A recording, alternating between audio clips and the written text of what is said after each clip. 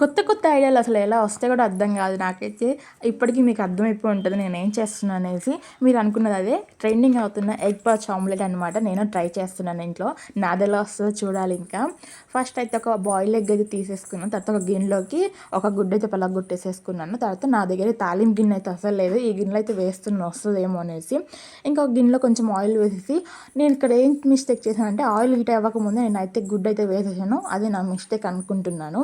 పలగొట్టిన గుడ్డు కూడా వేసేసి అది కొంచెం కుక్ అయిన తర్వాత కొన్ని ఆనియన్స్, కారం, ఉప్పు, కొంచెం ధనియాల పౌడర్ కూడా వేసేసి ఒక 2 మినిట్స్ కుక్ చేసుకున్నాను. కుక్ చేసుకున్న తర్వాత దాన్ని అయితే వెనక సైడ్కి తిప్పాలి. ఇక్కడ అందరికీ టాస్క్ అనమాట.